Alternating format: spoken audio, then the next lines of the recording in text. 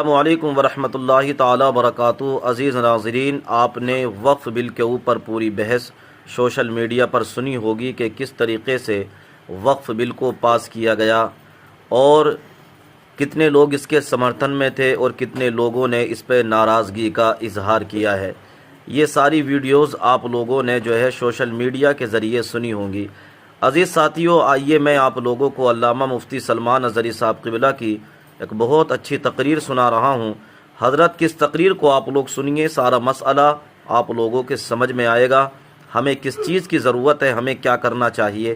آئیے ذرا سنتے ہیں علامہ صاحب کی اس تقریر میں لگی ہوئی ہے۔ جن برائیوں کی عادت ہمیں پڑی ہوئی ہے اس کو نکالنا بھی نہیں چاہتے اور بار بار مدد کی دعائی بھی دیتے ہیں۔ اسی لیے میرے عزیزوں، قرآن کہتا ہے ان اللہ لا یغیر ما بقوم حتی یغیروا ما بانفسہم، بے شک اللہ تعالیٰ اس وقت تک کسی کی حالت نہیں بدلتا جب تک وہ بندہ خود اپنی حالت بدلنے کی فکر نہیں کرتا۔ وہ قوم اپنی حالت بدلنے کی فکر نہیں کرتی، اس وقت تک اللہ اس قوم کی حالت نہیں بدلتا، اور بدلنا چاہے رب تعالیٰ تو کتنی جلدی بدلتا ہے۔ یہ بھی حدیث قدسی میں میرا رب فرماتا ہے اگر تم ایک قدم آگے بڑھو گے میری رحمت 10 قدم آگے بڑھ کر لے گی۔ ہاں، یہ بھی حدیث قدسی ہے، تم ایک بالشت آگے بڑھو گے تو رب تبارک و تعالیٰ کی رحمت ایک قدم آگے بڑھ جائے گی۔ وہ ہمہ وقت تمہیں قبول کرنے کو تیار ہے، لیکن شرط یہ ہے کہ آؤ تو صحیح۔ جس کو شاعر نے کہا تھا ہم تو مائل بکرم ہے کوئی مانگنے والا ہی نہیں۔ اللہ کریم وہ رحمت فرمانے والا ہے، لیکن آئے تو صحیح کوئی۔ اللہ تبارک و تعالی ہمیں حضور کی شریعت اور ان کے مزاج کے مطابق جینے کی توفیق عطا فرمائے۔ خلاصہ کلام یہ ہے میرے عزیزوں، وہ صحابہ جو فائز المرام تھے، بلند مقامات پا لیے، رب کی رضا پا لیے، تو صرف وجہ یہ تھی کہ وہ اپنے نفس سے نہیں چلتے تھے، حضور کی خواہش کے مطابق چلتے تھے۔ آپ کو پتا ہے ایک مدینے کی خاتون ہے، بڑی حسین و جمیل خوبصورت لڑکی، ماں باپ کی اکلوتی بیٹی۔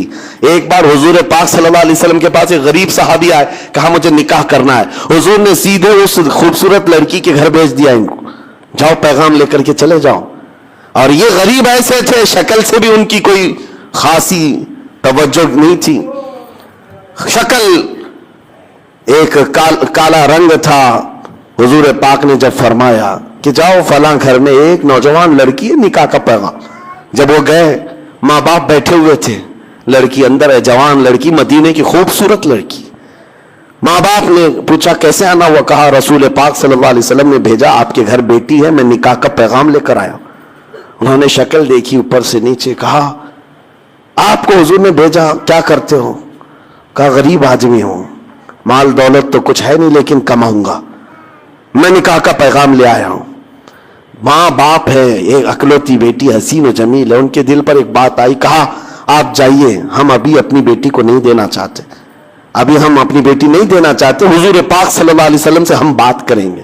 وہ صحابی تو گئے، ان کا تو کہنا یہ تھا کہ روز میں جہاں پر بھی جاتا تھا ہر جگہ لوگ ریجیکٹ کرتے تھے، میرے لیے کوئی نئی بات نہیں تھی۔ وہ پلٹ کر حضور کی بارگاہ میں چلے آئے، لیکن اندر جو خاتون تھی، لڑکی حسین و جمیل شہزادی، باہر نکل آئی۔ ماں باپ سے پوچھا یا ابا جان کون آیا تھا؟ کہا فلاں آیا تھا۔ کہا کیا لے کر کے؟ کہا کہ حضور نے فرمایا کہ تیرے نکاح کا پیغام لے کر آیا۔ آپ نے کیا کہا؟ ہم نے اسے واپس کر دیا۔ اس لڑکی کی چیخ نکل گئی، کہا کہ آپ نے ایک عذاب کو دعوت دی، آپ نے عذاب کو دعوت دی گھر پر، رسول پاک نے بھیجا اور آپ نے اس کو منع کر دیا۔ کہا بیٹی وہ تیرے برابر کا نظر نہیں آ رہا تھا، نہ وہ مال میں ہے نہ شکل میں ہے۔ خاتون نے کہا بابا آپ نے اس کو دیکھا، بھیجنے والے کو کیوں نہیں دیکھا؟ جس نے بھیجا اس کو کیوں نہیں دیکھا؟ باپ کے دل پر بات لگ گئی کہ میری بیٹی نے مجھے کیا کہا۔ دوڑتے ہوئے آئے بارگاہ مصطفیٰ میں، کہا وہ صحابی جو پہلے آئے تھے ابھی سنا ہی رہے تھے کہ مجھے ریجیکٹ کر کے بھیج دیا ہے اس صحابی نے، وہ بیٹی نہیں دینے والے۔ حضور پاک ان کی سنی رہے تھے، یہ دوڑتے ہوئے بیٹی کے باپ آ گئے، کہا معاف کریں سرکار، خطا ہو گئی، معاف کریں، آپ نے بھیجا میں نے تاخیر کی، مجھے منظور ہے، میری بیٹی کو بھی منظور ہے، جب آپ فرمائیں نکاح قبول ہے، نکاح منظور ہے۔ اتنی تاخیر بھی صحابہ برداشت نہیں کرتے اگر حضور کا حکم آ گیا ہے، پھر نفس نہیں، اپنی خواہش نہیں۔ عزیزان گرامی وقار، हुजूर सल्लल्लाहु अलैहि वसल्लम ने निकाह तो कर दिया मस्जिद में, लेकिन पता है उसी रात को जंग के लिए निकलना था। हुजूर पाक ने उस सहाबी को जो काले रंग के थे पैसे दिए, जा शादी के सामान खरीद करके ला, शादी का सामान खरीद कर ला, घर सजा ले। वो गए खुशियों से कि नबी पाक ने पैसे दिए, माल दिया है, बाजार में गए, लेकिन ढिंडोरची की आवाज सुनी कि रसूल पाक सहाबा के साथ मैदान जंग में जा रहे हैं। ये गरीब थे, शादी का सामान क्या खरीदते, सब जंग का सामान खरीद ली, हथियार खरीद लिए, वो लोहे की जीरा खरीद ली, लोहे की टोपी खरीद ली, घोड़ा खरीद लिया, सब कुछ पैसे उसी में लुटा दी, और फिर पूरे तैयार होकर सुबह के वक्त मैदान जंग में हाजिर आ गए। और कोई नहीं पहचान रहा था इन्हें, कोई नहीं पहचान रहा था। और दोपहर तक ये घमासान की जंग में थे। हुजूर ने दूर से देखकर सहाबा से पूछा, ये कौन जवान है, हम में से तो दिखता नहीं। सहाबा ने कहा, या रसूल अल्लाह, हम में से नहीं, बाहर से कोई आया होगा, हम कोई नहीं पहचानते इसको, क्योंकि वो गरीब साहबी ऐसे कि कभी उन्होंने जिंदगी में जीरा नहीं पहनी थी, कभी लोहे के कपड़े नहीं आए थे, पैसा इतना आया ही नहीं था।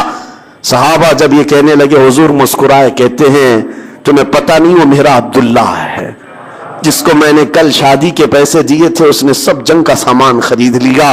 वो सहाबी हैं, लड़ते लड़ते शाम से पहले जामे शहादत नोश कर गए, शहीद हो गए। जब वो शहीद हुए तो मेरे आका उनके पास आए, उनके सर से टोपी उतारी और उनका सर अपनी गोद में रख करके उनके चेहरे से धूल को साफ किया, और फिर कुरान पढ़ने लगे मेरे आका ये कहकर, मिनल मुमिनीन रिजालुन सदक़ू मा आहदुल्लाह अलैह, ईमान वालों में अल्लाह के कुछ ऐसे बंदे हैं जिन्होंने अल्लाह से किया हुआ वादा पूरा कर दिखाया। और उनका माल जो बचा था, उस सहाबिया को बुलाया जिनसे कल निकाह हुआ था, कहा विरासत में अब ये तुम्हारा हिस्सा है।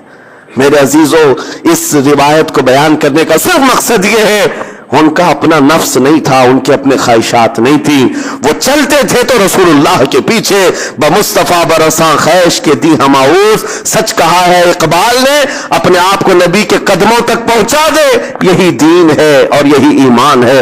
मौला इसी दीन तक हम सबको पहुंचने की तौफीक अता फरमाए।